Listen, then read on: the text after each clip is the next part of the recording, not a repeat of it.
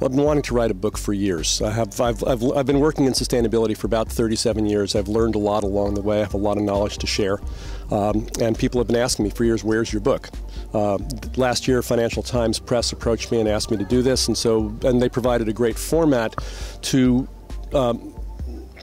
boil the knowledge down into a very useful and practical structure. The book's organized in 52 very brief chapters, 2-3 pages each, which get you right into the nuts and bolts of what do you do about this? How do you make it work, whether you're a large company, small company, whether you're new to sustainability or seasoned in sustainability.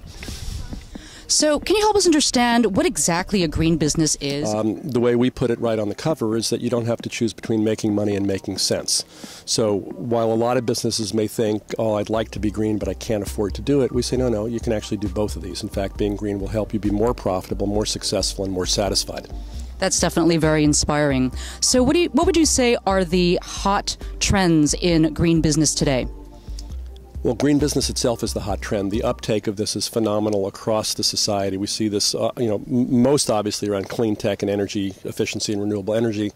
But in the last couple of years, there's been an enormous shift in how businesses think about green or sustainability.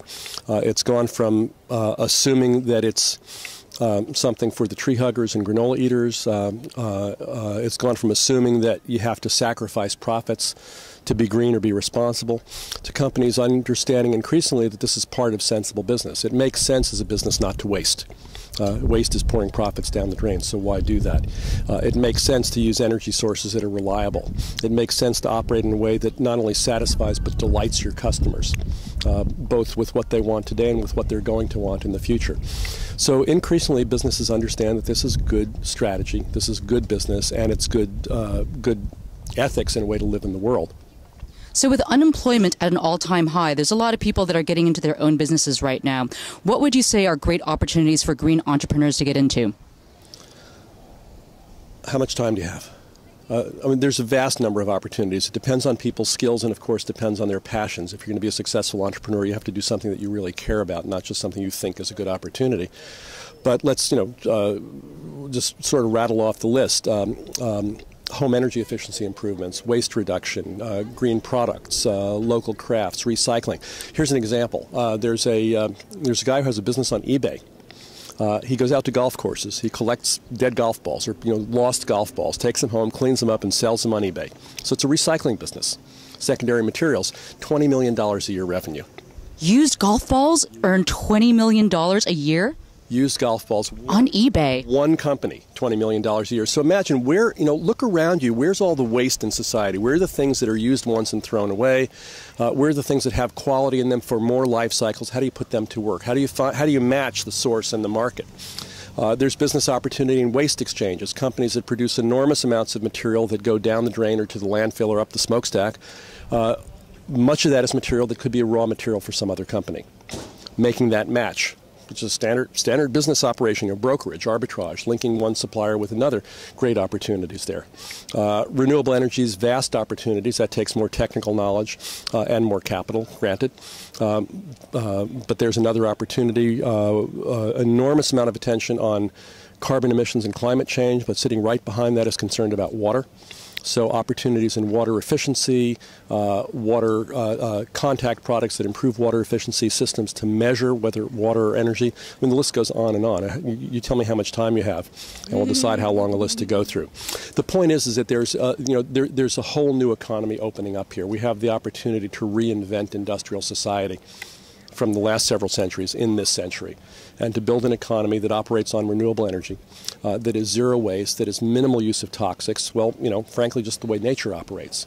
And our job now is to bring that operating system, that 3.8 billion years of experience that living systems have, and bring that into the world of business. So here's a question that we're all dying to find out the answer to. Gil, does going green have to cost more money? no, going green doesn't have to cost more money, and I'm glad you said it the way that you did, because it doesn't necessarily cost more and it doesn't necessarily cost less. It depends how smart you are and how you operate. But it's a key question, because most people, most businesses, most environmental activists, even most government officials assume that green will cost money. And assume that that there's added cost involved or a sacrifice of quality involved, and the evidence is that flat out is not true.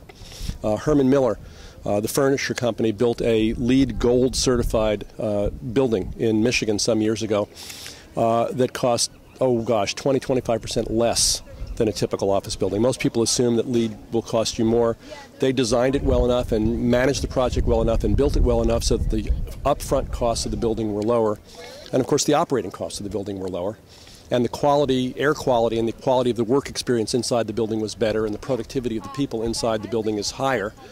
So you put those together, there's no reason in the world not to do this. That's fantastic. It's really good to know that going green doesn't have to impact the business bottom line. No, well, let me just correct you on that. Going green will impact the business bottom line, but do it positively. Right. You don't have to choose between making money and making sense. You get to do both if you're clear on your focus and you do it well. Fantastic. Thank you so much for your time, Gil. This was Gil Friend from Natural Logic, and we're here today at West Coast Green, the premier conference on green building and innovation. I'm Lorna Lee from Green Marketing 2.0. On camera is Steve Morizumi from SF Enthusiast. If you want to learn more about green business, go get the book, The Truth About Green Business, from your local independently owned bookstore. Thanks a lot, and bye for now.